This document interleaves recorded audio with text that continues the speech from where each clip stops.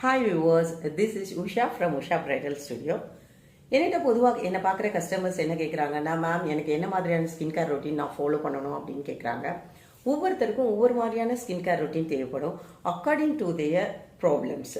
இப்போ for example, நமக்கு pimples நிறையா இருக்குது, ஆக்னிஸ் இருக்குது அப்படின்னு சொன்னால் சாலிசிலிக் ஆசிட் யூஸ் பண்ணலாம்.